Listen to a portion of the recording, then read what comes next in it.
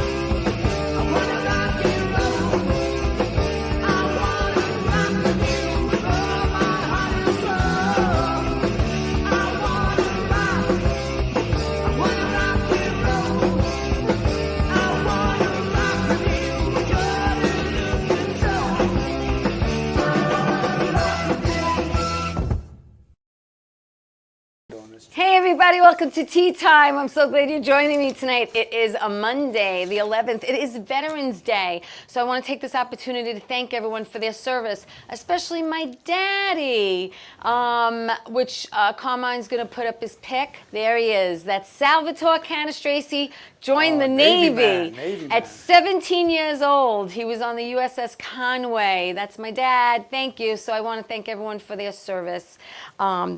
Let me get to my weekend real quick. Friday night I was home, and I stayed home, and I actually watched a movie called The Believer with Ryan Gosling, which we're going to talk about later on in the show. And Saturday I was in Staten Island because we do an early cousins Christmas with all my cousins from Staten, Italy, as I call it. And it was great. We had a blast, and it was so much fun seeing my cousins and seeing their kids and how much they grew up. And then Sunday, I went to my sister's house in Dix Hills because we had to celebrate my daughter, my sister, and my brother's birthdays. They're all October birthdays, and we just had a blast yesterday at her house. So happy birthday to Janine, Sal, and Val. Let me get to my guest because I'm so excited. He's here live in person. He's a director, he's a producer, he's a writer, and now he's a friend. And I'm so excited. A good friend. Good friend, thank you. Frank M. CALO is here. Hi. Well, thank you for having me here. And I got to give a shout out to Jerry Ferretti. Jerry Ferretti, yes. Because I was at his and Katie's film festival yes, last weekend. You were there too. Yes, that's where we met. And it's a wonderful time. It was wonderful. Jerry's here in the audience, yes. so you're going to see me going have over a couple of people. So I want to shout out to him because he introduced us. And then yes. we have a wonderful guest here too, Mark Mendoza. That's I'm right. a big fan of his music from Twisted Sister. Yep, and Ralph Bracco from Murdered by the Mob. Yeah, so we have a good little audience in there. You guys don't see him, but I see him. We do. Actually, thank you guys. Thank you. Yeah, Your music, you. Twisted Sister, give me a break. I was like dancing to that when I was in. I never joined a fraternity, but you know. But we did. We met at NILIF. I was too cool for that. We met at NILIF, and I think actually we have a picture, Carmine. I think it's there. We are. Yeah. Oh yeah. Yeah, it was a great time. That was a wonderful festival. It was a great weekend, festival. and I wrote on my site, but that I think I should tell you now. There were some pictures. I think young filmmakers or all filmmakers at any level should submit their films to the New York Long Island Film Festival because it's a wonderful. They have different categories, a lot of different good departments, and it's a lot of fun and it's growing. Yes. And your work's going to be seen, and you never know who's going to be in the audience. You never know. He brought Dan Loria down from the Wonder Years. Yes, and hopefully, God willing, I'll have him on next week. Yep, I'll confirm, but yeah. So let's talk about you. Well, let's everyone get to know you, Frank M. CALO.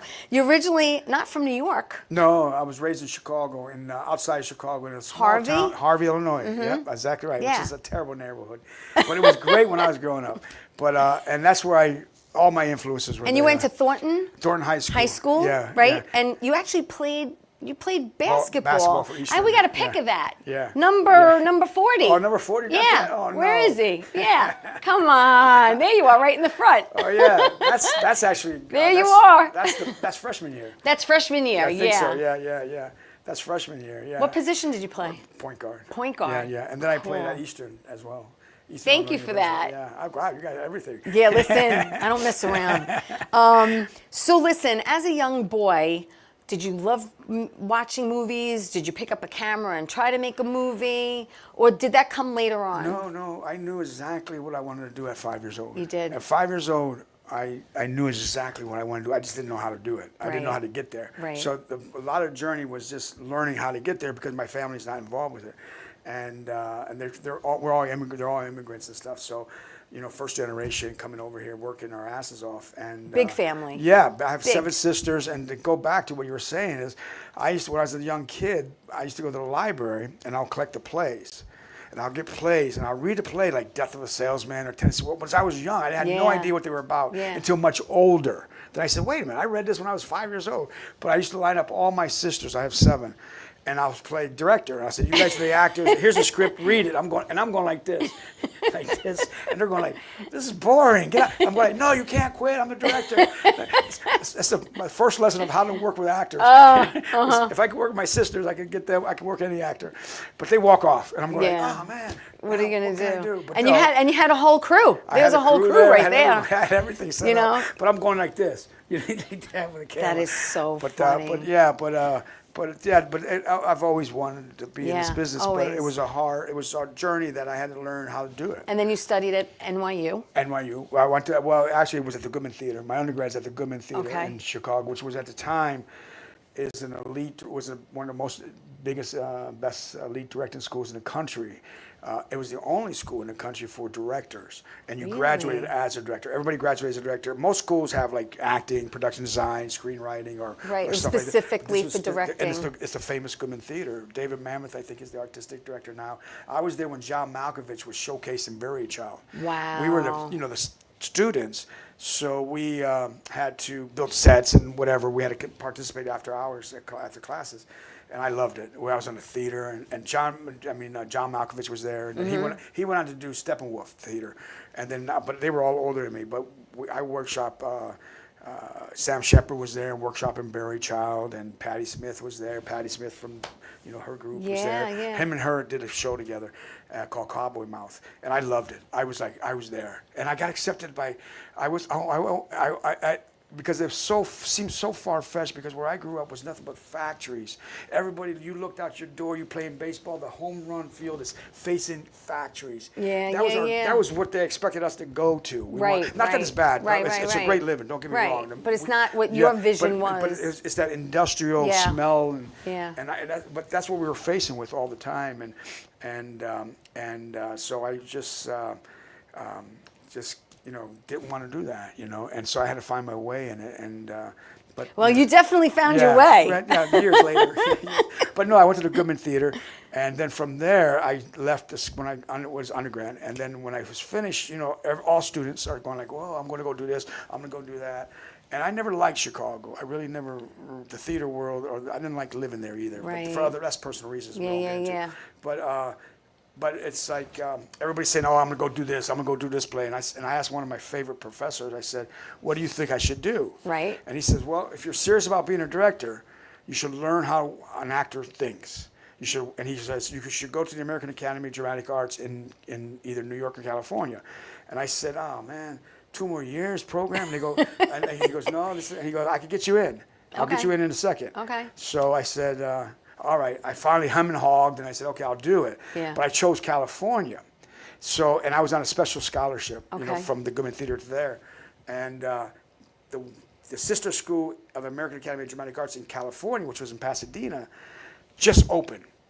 And they weren't ready to receive grants yet, or special scholarships. Yeah. But the school here in New York was here for since 1893 or something, 1986. Yeah. Everybody went there back in the day.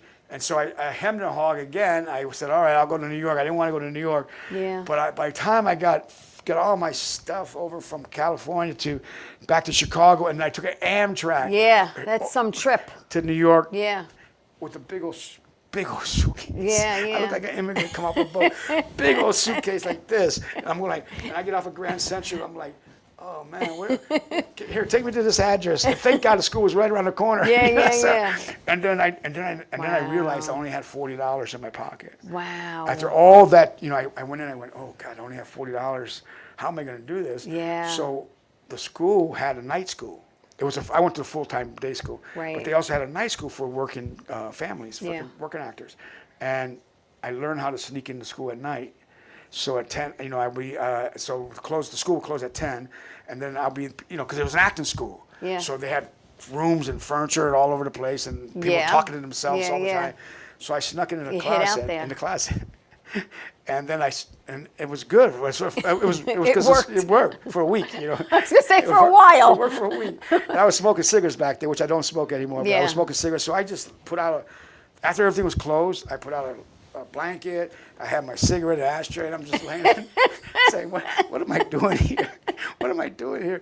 But thank God I was young enough, And then one day I heard the garbage being dumped. I went, "Oh shit, the custodian!" Yeah, And yeah, I'm like yeah. from here to there to my closet. Right. And he was in the other room. Right. And every time he pushed a cart, I made a move. And he pushed a cart, I made a move. And he pushed a cart, and I made a move. And this is classic. I got behind the door. That's a scene. I got behind the closet door. Yeah. And I was like this. I'm watching him in the crack, and I'm like this, watching him. And he goes, and I left the cigarette there. And he Oh, that's it. he goes, Yeah. Where'd this he says come what I from? say now. Yeah. All right, don't curse. Don't curse. No, don't no, curse. no, I'm not gonna. All right, this goes to cable. Yeah. He says, effing actors. He said, Because he's cleaning up after He them. goes, I let it lit. Oh, it was in yeah, the yeah, ashtray. yeah. And I'm looking, I go, oh, I'm going, oh, shit. and then he goes, and he picks up the blanket, comes over, opens the door, and I'm standing like this. He opens the door, and he throws it in, he shuts the door, and I went, whew, I got to find an apartment, man. I got to get out of here. It's like, Oh, my and God. then when I left in the morning at 8 o'clock, he opened the door. I just mixed myself into the crowd coming in. Right. But before, he was right at the door, and I came out. I'm looking at him. He goes, "What are you doing here?" And all the crowd comes in. I go, I'm a student. But then I had to, I had to make my way. I had Yeah. to find a living, make my way. And now, did you do theater before film? Theater. Because was I my know training. you did a lot of theater. Yeah, and then from there, after I graduated from there, I got involved with where I met Dan Lauria. He was one of my mentors, actually, Right. at the Forum of Italian American Playwrights. Right. And we did 9 on Broadway. We did the Wow. original production of 9. Mario Ferrati was the writer. And We have a pick. Letter U, thank you, Carmine, of you and Dan at Nylif. Since we mentioned him, we'll throw up that pick. No. Oh, that's the Barty. That's Barty Miller. something else. That's Barty Miller. That's something yeah. else. You? Isn't that you? Yeah, it's Dan, me, and what's his name from Barney Miller? No? Just the two of them. I think it's that one, the one above it. No? That one? There you go. Thank you. Oh yeah, there it is. They're the two of you. And that's the all. festival we were talking Yes, about. Yeah, yes. That's the festival this past Thank weekend. you. Okay, we'll talk about Hal and Dan in a minute. But theater, your first film that you did, was that back in 1989? Was it the Alien Space Avenger? Yes, yeah. You I did think your homework, girl. We have a pick. That's D. Thank you. You were associate producer. Yeah, Correct. well, that's a story in itself. There it is. Oh yeah, that Yeah. was it. And then we also went on and did Space Avenger. Yes. And then we went on and did like Toxic Avenger for Trauma. Right. Which is anybody in the horror film business no trauma, And God bless them all, But for us, we were young, we were learning. Yeah. And then back when I graduated, you either did 2 things back in the day. You either directed porn or you directed horror. Yep. So I went Yes, horror, thank yes. God. But how that happened is that after the academy, Yeah. I was involved in the theater a lot. Right. And that's when I spent all my time in the theater, and that's where I developed my craft. Yeah. That's when I started, and I knew this is something special, and I was directing anything I could get my hands on Yeah. at this old, theater. It's still there. I won't say his name, but it was like a rundown theater. And then the theater artistic director Vincent Gugliotti, who was my mentor, Right. came in and watched the show, and he goes, "You got a lot to learn. You got a lot to learn, kid." I'm going, "Are you kidding me? You just came and saw my show. You're telling me I got a lot to learn." And he goes, "Listen," you got a lot to learn. And he goes, "But listen, Because you think you know everything when you're younger. especially when know you what I think mean? you're a director and you're Right, not. You're right. not, I mean, you graduated as a director. Yeah, but you're Hello, still do not. they not know When that? you start getting into the real world, Yeah. it's like, okay, wait a minute, they didn't tell us about this. But no, it's like, and then he said, "Listen, if you want to really learn your craft," he says, "come to the theater. We have a theater Yeah. group, and it's open to everybody." He used to run the Joseph Papp Theater. Oh, he yeah. he was responsible for Two Gentlemen of Verona with Raul and Julia. Mm-hmm. He was responsible for that whole Delacorte Theater. of what it is today, because Joseph Papp at the time, he wanted it was all white, and then Vincent came in and says, "Man, we got to go diverse here. That's our grants." Yeah. And that's how he got the grants. Yeah. Then that's where the idea for Raul Julia, a Spanish, in Two Gentlemen in Verona. That was Raul Julia's break, and that's how we got him. Or I was part of it, but that's how they got him to do 9. He was in 9. Speaking about breaks, we're going to take my first break, and when already? we come back, we're going to talk about how he helped Ryan Gosling get his first break. Oh, yeah. So don't go away. We'll be back after this.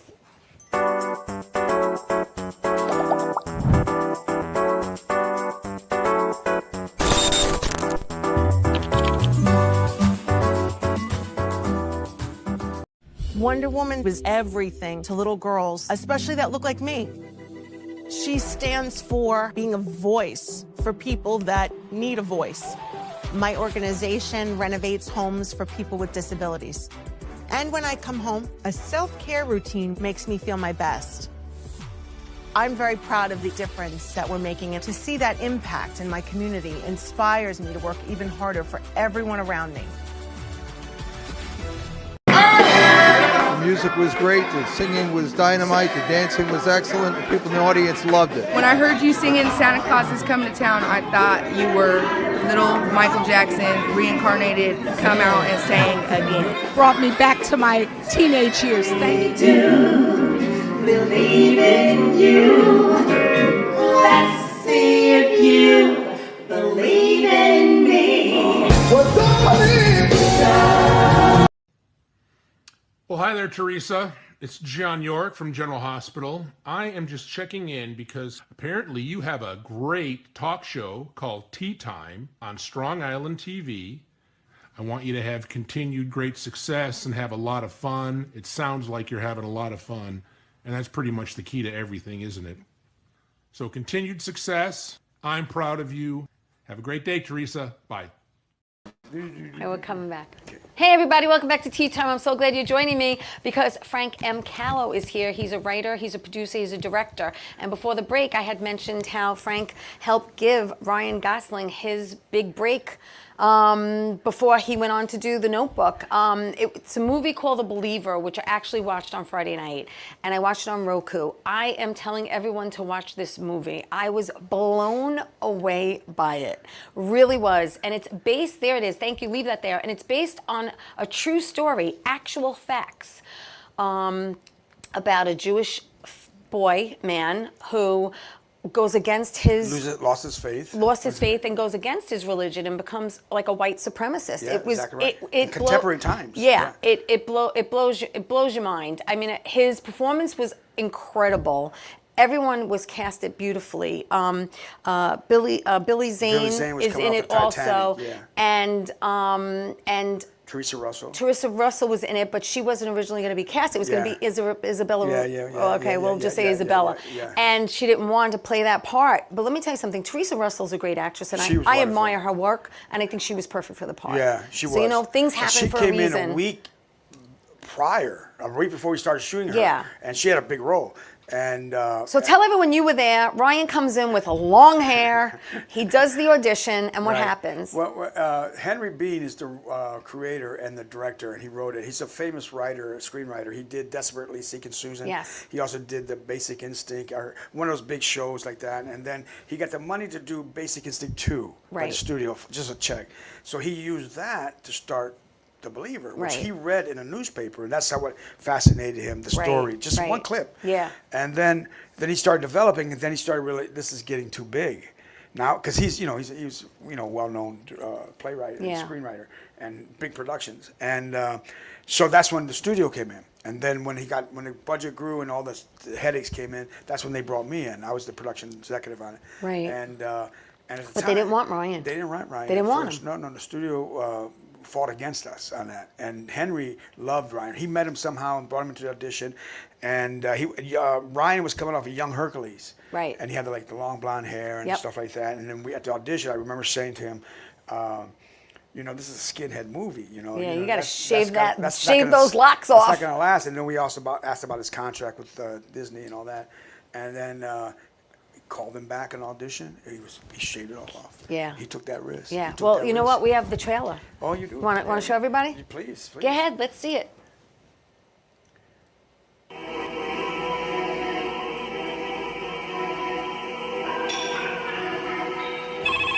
Hello?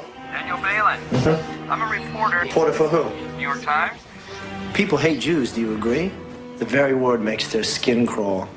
They undermine traditional life, and they deracinate society. You can take the greatest Jewish minds ever. Marx, Freud, Einstein, what have they given us?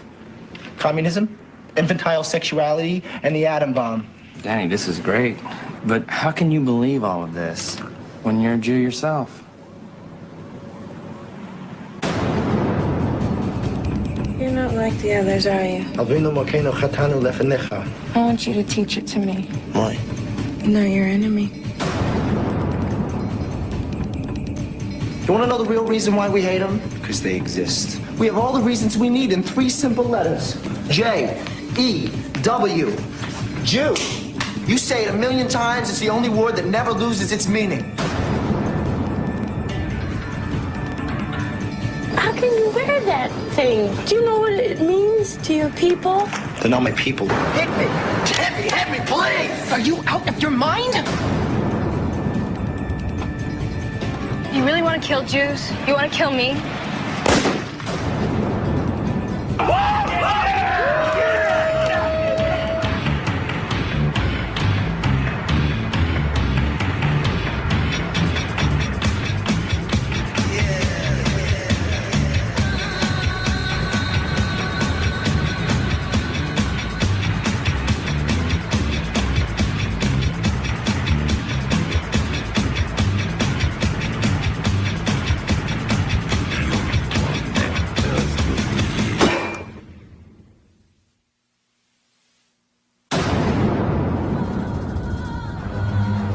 We're the chosen people. Isn't that right, Daniel?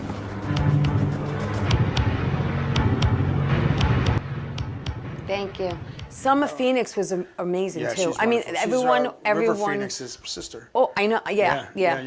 She- That's how I met River through her. Yeah. Did you? And way before Joaquin was even. Way before Gladiator and all that. Yeah. Joaquin was the third one. But if you get a chance to watch it, I watched it on Roku Friday night, and I was just blown away. It was a special project because I was working for the studio at the time. Yeah. And I switched from New Line to Lionsgate, and then to This Is 7 Arts. And then that's who I worked with, those studios, Right. as an executive, greenlighting projects. You and stuff did. like You worked for Lionsgate. Yeah, for, and New Line as well. Yeah. And this one was 7 Arts studio, and they brought me on, and because I was assigned to another project, a big project, and it was terrible. And it was stars like galore, but no script. Right. They were going to improv it. Right. I don't want to say the name of it, but anyway, they were going to improv it and Yeah. whatever. And I just said, this is going to go. This is a fiasco. This is a waste of money right Yeah, here. yeah. And then they said, well, listen, we got this other project. It's in trouble. We need you to come in and oversee it. Right. And I did. And I went and met Henry, and we got along very well. Yeah. And I said, thank God I'm off this movie. And then I walked into this one. I said, oh God, now what? Now what? You know, Yeah, it's like, now yeah. what? But You what know? a movie! Oh, I mean, it's what a It movie! was classic. I But mean, really. It's a very classic story because it was. And it's like I said, it was based on actual facts. on a This news this article. really Yeah. happened. It's It a really news article occurred, that, which even enticed me even more. Yeah, you know. yeah. It to was- know yeah. to know the story. And it was only a little article like that. Yeah. And Henry just Incredible. developed it too. Incredible. He was a wonderful writer. He was a wonderful writer. Well, you went on to do in 2004. You did Godsend. Godsend with De With Niro, Robert you De Niro. with you directed. With you directed that. That correct? was I was with the Cookout. The Cookout Yes. was before that. Oh, the Cookout. All right, so you did. All right. Yeah. There's Godsend, but we'll Yeah, talk the about Cookout. Godsend real quick. Well, let's do Cookout. Okay, so Yeah. Cookout. The Cookout was I you did were- second unit directing. Yes, and that was with Queen Latifah and Danny Glover It was and Farrah Jennifer Fawcett's Lewis. last movie. Farrah Fawcett's last movie. Yeah, Yes. yeah. That was her last movie, and hysterical. A lot of great one-liners in that movie. Frankie Faison. Oh my he's, God! he's a wonderful Just actor. Yeah. hysterical. I love that too. And then you did Godsend. Right, because also. it was the same studio, and then Godsend was in trouble. Right, and they again, asked if I could switch over. Robert Yeah. De Niro, Greg Greg Kinnear, Rebecca. Greg was a great guy. He's a wonderful actor. Yeah. I got along very well with him. I liked him on E.T. I used to watch him on E.T. all the time before he went over to acting. I knew he was an actor, but it was just a matter of him getting. He was on E.T. Entertainment Tonight? Yeah, he was there. He's the host? He did something. It was Greg Kinnear's Corner or something. It was like his own like little thing. He was very good. Yeah. I got along very well with him. And De Niro was fabulous. I mean, I've worked twice with him before. Yeah. A couple times, and he's always fabulous. He's just, and it's something good for filmmakers. I just watched him in Ezra. I mean, the man is incredible. Yeah. My friend wrote that. Did he? Yeah. I loved it. Tony said it was so good. He has a film class out here. He does? A workshop in the summer for young people, young filmmakers. Well, that's but good to know. he wrote that, and it stars, what's his name? He's a wonderful actor. I forgot his name though, but Bobby Cannavale. Cannavale, yeah. Bobby played the dad. Yes, yeah. Excellent. In 2007, you did Jesus, Cook Me Breakfast, which was a short, and you were a co-producer. That was with Jason Robards. Yeah. Jason Robards Jr. and they called me up and says, we need your help. And the funny story is his mother was, who was Humphrey Bogart's mother? Was his wife? Oh, Lauren Bacall. That's his mother. That's Jason Robards Jr.'s mother. Really? So, and she lived at the Dakota. Yes. And so they wanted to entice me to take the job out because there was no money, it was nothing. And they wanted me to help them out. They said, well, we'll have a meeting at my mother's house. So I said, okay, great, I'll meet you guys there. First time meeting them, and then it's at the Dakota. And Lauren Bacall answers the door. And I'm opening the door. Oh my God. And talk about starstruck. Oof. I went, and she's tall. She's not a little girl. She's big and she's rough. She goes, what do you want? She's got a tough. No, she goes, what do you want? Yeah. What do you want? And I said, well, I'm here for a meeting. She goes, well, nobody's here. They didn't tell me about it. I go, okay. And she goes, well, sit over there. And in the room was all her memorabilia, all Jade from Humphrey Bogart, and she donated it all to the Smithsonian after her passing. Yeah. And then we're all sitting in the room, and we're sitting in the room, and we're like little kids, like in kindergarten. When the teacher asks you to look down on your pages, every time she came in, because it was intimidating. Yeah, it really was. Yeah. It was one of the few times I get like that. And then it's like, and every time she came in, me and the other producer, right, Anton, he's a wonderful actor. We went to our pages. That's funny. We went down like that. Oh she my was God. so powerful woman, just her presence alone. But yeah, that was with her. That's Jason Robards awesome. Jr., yeah. In 2009, you did Here and There, which was also like Serbia movie. We shot that, yeah. And you were co-producer. Yeah. And that is. That's it right there, yeah. And that Cyndi Lauper was yeah. in, which we have a pic of the two of you also. Yep, right there. Yeah. We shot all her scenes in my apartment. You did? Yeah. Yep. It's great. It was really good. It was comfortable. It was tucked away because I have a backyard. That was where craft service was and everything. Right. So it was good. But Here and There went on to win Tribeca Film Festival. Yeah. Just so you know, The Believer. I'm going to go back to The Believer. Yeah. The Believer ended up. It was a tough production because there were some production problems, but we got all through it. We got through it. But what it did, The Believer, for all of us at our times in our lives. Right. For Ryan, it was a big break for him as an actor because then two pictures later, he did Murder by Number and The Notebook. And then The Notebook. Hired by the same people who didn't want him in the first place. Isn't that amazing? Right. And then it was Henry Bean's first time directing. Okay. It was Jim Denall's first time as a DP, a big major. He did Boys about the girl that was beat up in Idaho. Or Yeah. But this was his big break. But now he's doing all the Yellowstone stuff. He's a DP for Yellowstone. Okay. And for me, it got me off from the minors to majors. Right. You know, but we were all ready for it, and because there was a production problem on it because we lost a star and we had to push everything back. Right. So there was a production. But we all worked, gelled together. I trusted you, you trusted me. We only went to the right people. And it Speaking about trusting, don't you have a relationship with the writer for the last 20 years that you need to mention? Rick Martinson. There you go. That's my co-writer right there. Yes. That's my boy. That's my. Yeah. I mean, I don't go anywhere without him. That's a on marriage. Set. Yeah, Frank, yeah. 20 years. Yeah, and he's a wonderful. We're great friends. Yeah. And we always write from the phone. I don't. Right, you said that. I don't write in person. We'll kill each other. We'll kill each other. But it's like, and then I'm the concept guy. I'm the one with the concept, and then all the details. And he comes in. He's great at cleaning it up. Yeah. Description and stuff like that. And so we work very well. He's a great sounding board. And you need that. Yeah. I mean, directing is, you know, is everybody thinks directing's the king. No, man, you're at the mercy of everybody, man. It's your vision. And it should be your vision, and because you're the only one who can see it, opposed to theater. Theater, you direct, you know, from beginning to end. Right. Film, you could be directing outside of sequence, and but it's you are the conductor. You are the conductor. But what I've learned, and it was the hardest thing to learn, is to let go of your ego. First of all, let the ego. You have to leave your ego at the door. We all have it. We don't get me wrong. We all do it. and We still bring it back. Yeah. But you trust the people around you. Right. But I learned how to hire the right people for me and for the project around that, and because I want people there to help me, and it's a collaboration. Filmmaking, any arts other than painting by yourself, it's a collaboration. You know that, Mark, but same thing with the band. He's the bass player. You have the lead guitar. It becomes almost and then everybody like says, an extended family, again. right? What was that? What do that again? Do that again. Oh yeah, let me jump in on that. You know, and you just play with it. Yeah. And that's what it is. That's how I learned to love it. That's how I learned the joy of being with people, because even with the festival, with Jerry's festival, I mean, you're bouncing off of people all the time. Yes. And that's what I love about it, you know. And you learn, because you're surrounded by more other creatives. and it's about giving back. Yeah. And I'm a strong believer in that. My mother taught me that. You know what you have, you bless it. Right. Move on. Right. Get never rest on your successes. You never rest on your success. Okay, great. Somebody says, "Oh, you did this movie."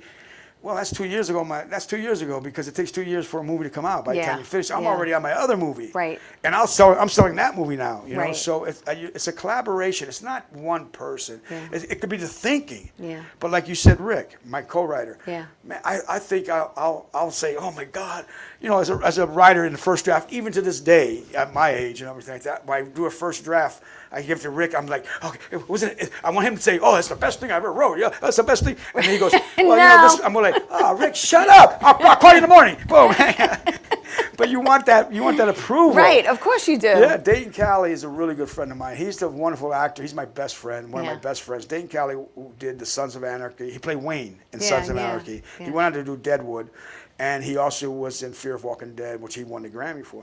And he's a great friend of mine. We grew up in the theater. Yeah. And when I was a young director coming up, he was ready. I cast him in anything. One time I called him up and I said, listen, I got this new play, and I think you'd be great for the role. He goes, Frank, the role's called Mary. I went, yeah, well, you can play a girl, right?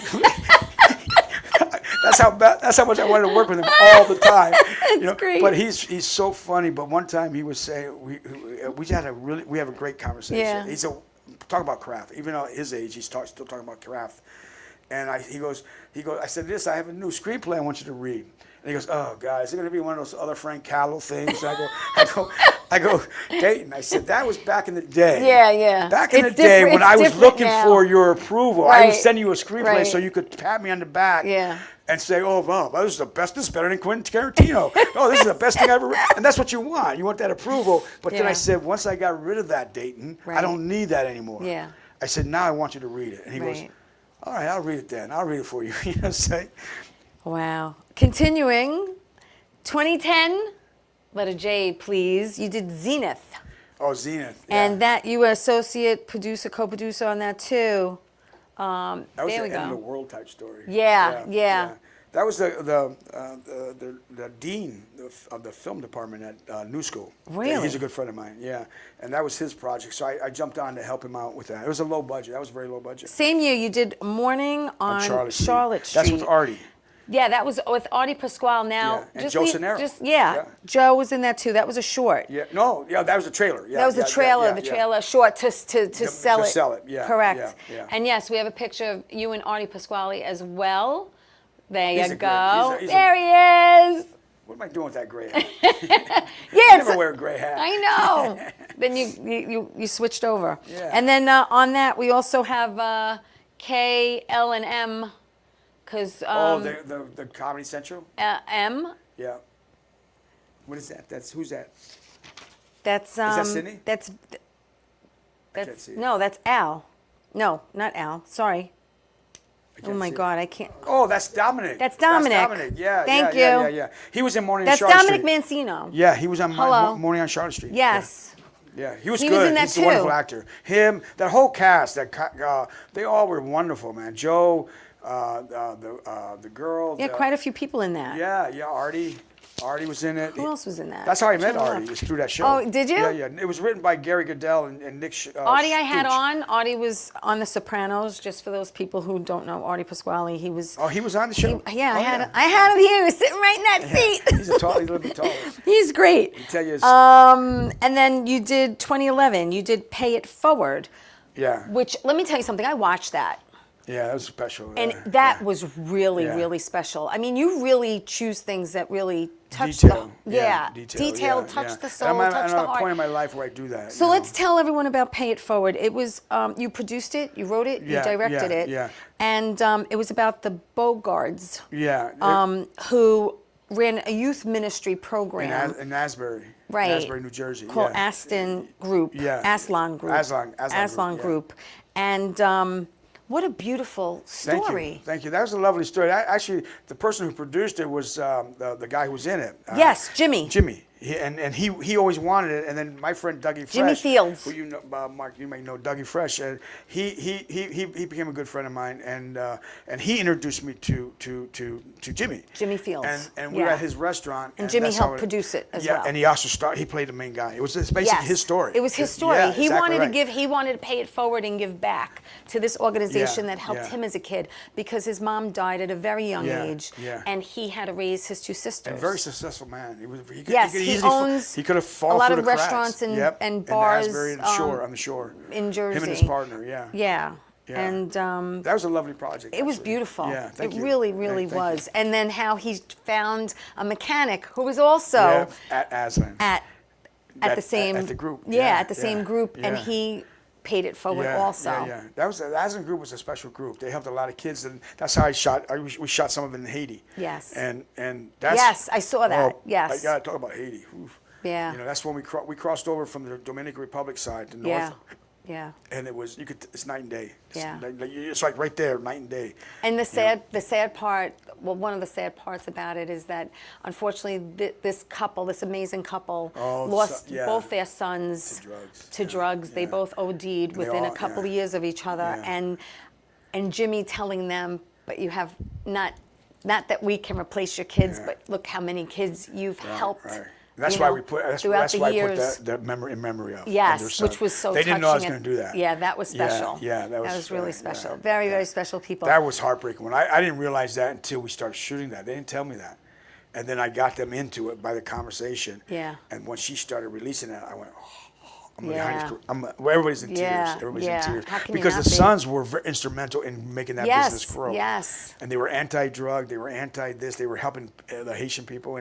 And it was their idea to go to Haiti for the ministry. Yes. Yeah. That's right. That's right.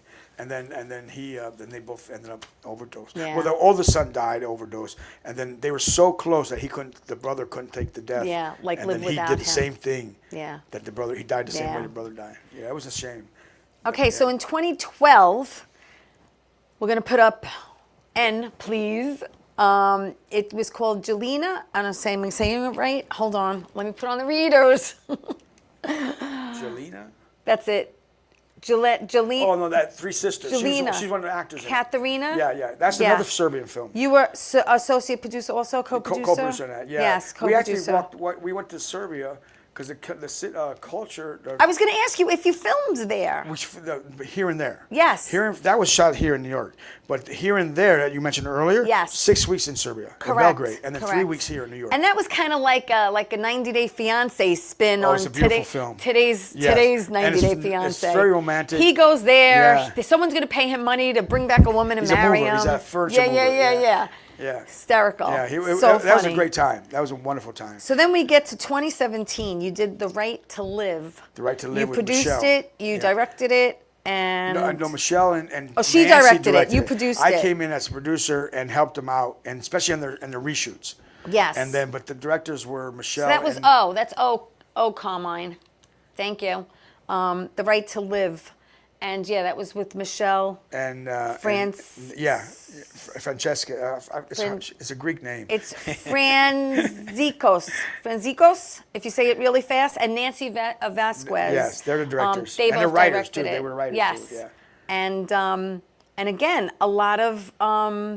She went on to produce Gravesend with William DeMeo. Yeah, she hooked up with William. And there's a pic of the two of them, which I think is P. There you go. Oh yeah, that's a long time ago. Yep. She became family. She became part of my family, and vice versa. Well, I'm hoping to have her on. Yeah. I'll talk. Because we talked about that. She's a wonderful lady, and then and her husband, and they're all good family. So, you kind of dabbled in acting. Briefly, really briefly, in something called Scars of a Predator. Oh yeah. Hello. Yeah. But I think you prefer to be behind the camera instead of in front of it. Yeah, I love behind the camera. And the thing is, the thing with the Academy, when I had to go to American Academy, I couldn't tell them I was a director. It was strictly acting there. I came from the Goodman Theater as a director, and the guy, my professor said, you cannot say you're a director, they won't take you. Right. You know, it's strictly acting, and you couldn't work out. Okay. So I said, fuck that. I mean, I said, screw that. It is a beep. I'm gonna work. I got to New York. So I was directing off-Broadway plays. Right. And not telling them. And then I made a mistake. 2 years later, I made a mistake in graduation. 2 weeks before graduation. You said something. I asked my What did you say? Shakespeare teacher, you'll be great in this little play I'm doing off Broadway. He goes, you're doing a play? I go, yeah, I'm directing a play. I said, I think you'll be great. He went and told the dean. Oh, no. And they almost not letting me graduate. And I said, What? I said, 2 weeks from graduation. No. I said, That's horrible. 2018, you did Awesome. Awesome. Which awesome was gal. also a short. Also, gals are You that's a trailer. it. Yeah. That's a trailer. That's Yeah. R. Thank you. Yeah. You That's the one produced where- it. You where- wrote it. You directed it. Yeah. And it's actually written by. This is the gonna- stories by Deborah Ring and Cameron Ring. Yes. They hired me to do the screenplay. Right. And it's a wonderful special project to me. And this is one of the ones that I told you about. We're going to be doing first. Yeah. I have a 3-picture deal with the Yeah. investors, and they're all it's all very good budgets and this is about horse soaring, Tennessee Walkers, which I learned a lot from them. Right. And I saw the picture of you with the horse. West Virginia, shooting in West Virginia, and you're a New Yorker, forget about it. In 2019, let's get back to theater. You did To Life. To Life, yeah, right? Yeah. And that was with a wonderful actress named Francesca. Oh, Francesca. CALO. Yeah. Also, know? Yeah. She's my daughter. We have a picture of that, please. Letter S. There you go. Yeah, there you go. That's off Broadway. That's at the Theater for the New City. But and that was written by Eve. Eve Letterman. She's another great writer. Now we're going to be mounting this play off Broadway. The same place where Dan's play was at, the same theater, in the springtime. Dan's play was Just Another Day. Yeah. That's letter U, please. Now you could put up that picture. Dan Lauria, who played, thank you, leave that there. Dan Lauria played in The Wonder Years. Yeah. And Hal Linden, of course, from Vincent Barney Lombardi Miller. Broadway, And Just Another Day. Yeah, that was in the, unfortunately, I didn't get to see that Oh, you play. didn't see it, yeah. But my friend, shout That's out where I to met Greg Jerry came. Sullivan, did see it. He's also very good friends with Dan, and he said it was a wonderful show. And then in To Life, the play To Life, yes, was also Lonnie Anderson was the main actress in that. She's the one who did the original Evita. She replaced Patti LuPone. Oh, Patti wow. LuPone, she was the understudy for Patti LuPone, went out for 2 years, did a national tour, and then she was the original girl in Cats. Who sang the song Memory? Yeah. That was Lonnie Anderson. Before Buckley. She is so wonderful. She was such a joy to work with. All that whole cast was. Yeah. I mean, we had it going, man. We had it going, and people don't understand. And I keep telling people this, like you saw that we mounted that. We mounted it so we could see it and hear it and see what investors are, and then you realize what work still needs to be done. Right. And now we're ready to move it on to a big off-Broadway level. Awesome. And we're in the process of closing the financing for it. And I'm going to keep the same cast. We're all going to be doing it together. Yeah. And which is nice. It's I can't see myself not doing it with them. Well, I'm hoping to have your daughter on the show. Oh yes, you I will. met her with you, and she does a lot of voiceover work. She's also an actress. Well, she's an actress. anime. She Animated, does anime. She does motion caption anime. Yes, and now she directs a lot for Pixar and stuff. Right, Pixar. Yeah. So I'm going to get her in that seat too. Yeah. And we're going to get to that also. And in 2022. If you look at my daughter, it's me in a dress. It is. It's me in a dress. It's him in drag. Yeah, pretty much. And in 2022, you did African Redemption: The Life and Legacy of Marcus Garvey, which. Another amazing story. Yeah, that was big. Amazing. And you were consulting producer on that we were, as well. We won a bunch of awards. I mean, this is a story that I never knew of. Yeah, this is a man who was out there Since 1920s. Before Martin Luther King, and I tell you the truth, I wanted to play the trailer for it, but it's long, but it's very graphic. It's graphic. And He was rebellious. A lot of lynchings, because there were actually, if I'm not mistaken, correct me, he was almost for 20 years there were at least 3 to 4 lynchings a week. Yeah. And it was in the States. It was horrific. But what a story. And we won. I'll tell you about another great film festival. It's the Martha's Vineyard Festival. Okay. And I was in the Cape that summer. It was 2 years ago. This, by the way, that's going to be released very soon. Is it? It's for this February. It's going to be a major. Great. We just made a big distribution deal with that. Awesome. And Roy Anderson is the director and writer on that. He was my stuntman in the Cookout. That's how we met. He's a professional stuntman. He's known for like jumping over buildings and fall, like Spider-Man and stuff like that. Well, anyway, so that was he wrote that, and then he brought me on it. And I was at I got a call from the studio, and they said, "Listen, we had to pull all strings to get into this festival, the Martha's Vineyard Festival. Right? Can you make it there and show a presence?" I said, "Man, I'm on vacation." I said, "I'm on vacation." And I said, "Where is it?" They go, "Martha's Vineyard." I said, "Oh, I'm on the Cape right now. Okay. A ferry right away." Yeah. And they said, "Okay, get over there." So I went over to the studio, and Tyler Perry had it. Our competition was Tyler Perry. He did something. Sharpton had his documentary. Barack Obama was there.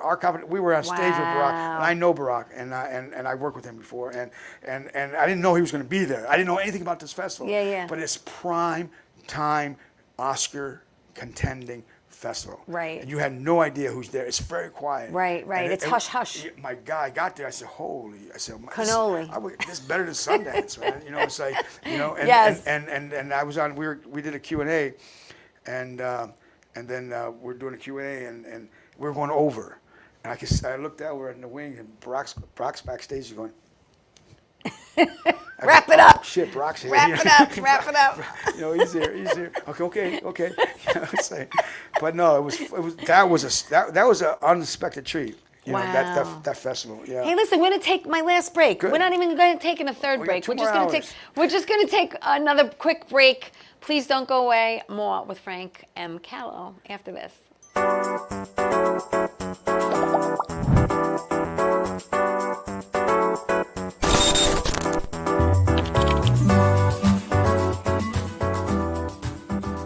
Wonder Woman was everything to little girls, especially that look like me. She stands for being a voice for people that need a voice. My organization renovates homes for people with disabilities.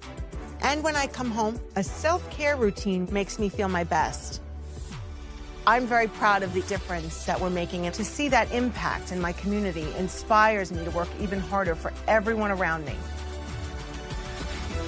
The music was great, the singing was dynamite, the dancing was excellent, the people in the audience loved it. When I heard you singing Santa Claus is Coming to Town, I thought you were little Michael Jackson reincarnated, come out and sang again. Brought me back to my teenage years. Thank you. Do believe in you.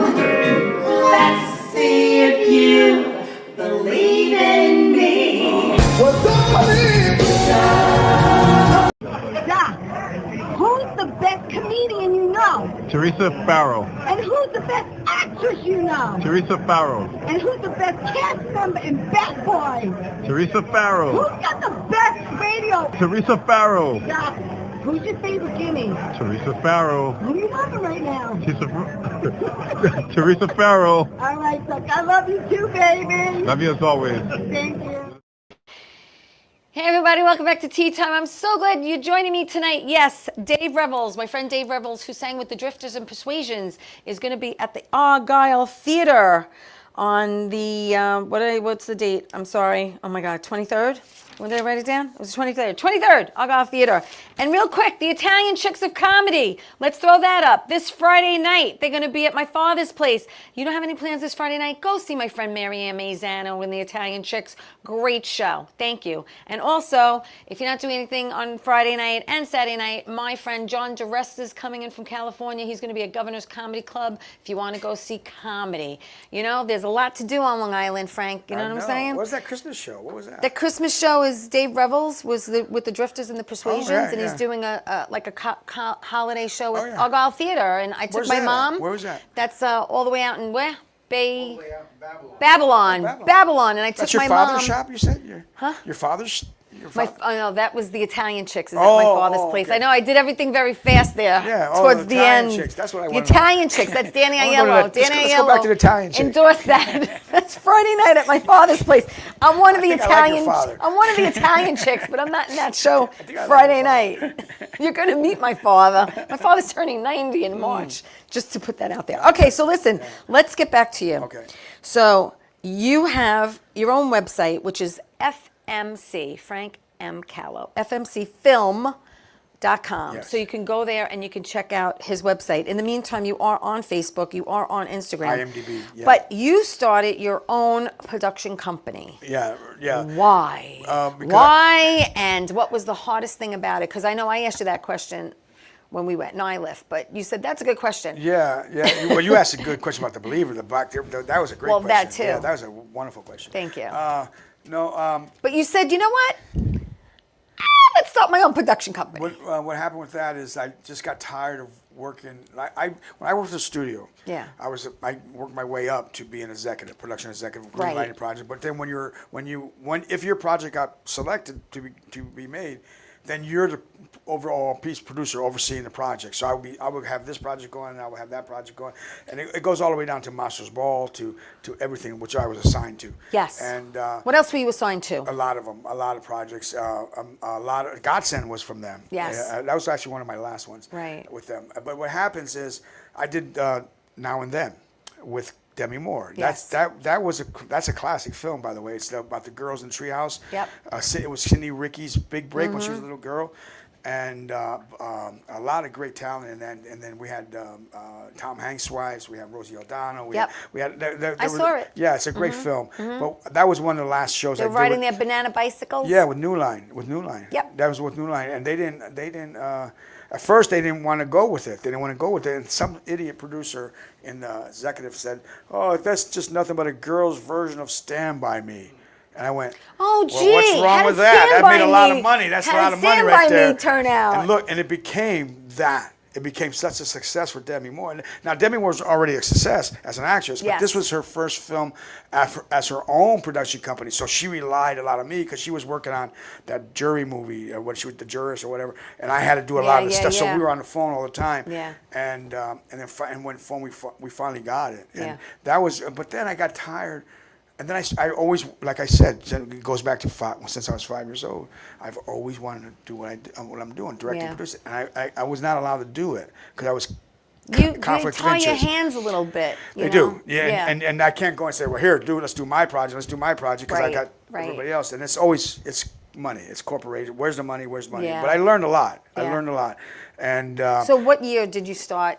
It was like around the Believer. FMC Productions. Around the Believer, around that time. At the time when I said, listen, this is going to be my last production with you guys. I'm giving my resignation because I wanted to go on and do my own work. Right. Then I happened to fall into the Believer, and then the Believer went into the Cookout, but I took some clients with me too, like everybody else does. Right. And that's how I started my own company. And it's actually FMC Film, but it stands for my daughter, Francesca Monet CALO. Okay. So that's a little bit of trivia. But it's like between her and I. Well, you have the same initials, so it works same initials, out. so everybody thinks it's, which is rightfully so. That's nice. But it's Francesca Monet CALO. That's sweet, because you and I only have one daughter. One girl, yeah. That's it. Yeah. Same age, too. Yes, they are. Yeah. So that's how I got the name. It's based off of her. So let's talk about what you have coming up. Because you have something called Moon Rider, Angel Smiles. And then Book of Sarah. And the Book of Sarah. And Awesome Gal. Awesome. And the Book of Sarah's huge. That's a big Do you one. want to talk about that real quick? Because we can't give too much away, but let's just say that. I would say it's. Oh my God, we only have like a minute left. Are you kidding me? Let's just say that it's a huge project. Yeah. And it's going to take place somewhere else. Yeah, it's going to be shot in the Middle East. And it's like a Lawrence Arabia meets Indiana Jones. Right. It's so cool. But it's off the charts. It's like off the charts. But and then the other thing is Angel Smiles. Smiles and Awesome Gal, which Rick and I wrote and stuff like that. And I just closed the financing on 3 of the films for the investor for 3 of those films. And so we're hoping, I want to start Awesome Gal very much soon, very much. That's a beautiful film with horses. And then I'll go to Angel Smiles and then to Moonrider. Moonrider's a special story to me. That's a special story. It's about a film director on a set who just lost his daughter a year before, and he's back to work as a director. He was a well-known director, and he's back to work. But the movie he's directing currently is slowly becoming about her, and it's about healing. It's about how music, how art, and he can't deal with it. It's grieving. It's about how you're going to grieve when that happens, when stuff like that happens. It's a very touching story. It's a tearjerker. Oh, it Sounds is. like I'm going to need a lot of Kleenex for that one. With a good positive feel. You know, and I got that story because a tragic event it was based on was something happened when my brother's daughter passed away. And well, I'm so look, I can't we're out believe of time. how fast did this go? I thought we were on 10 minutes. I know, but listen, I have to have you back. All right, we got to do part 2. When you're ready, we'll definitely do a part 2. Part 2. Come back, we'll talk about. I think we're going to need part 3 as well. All right, listen, I want to thank everyone for watching Tea Time. I so appreciate you tuning in. Thank you. I'll see you next week. Remember, tell everyone you love them. Ciao. Thank you.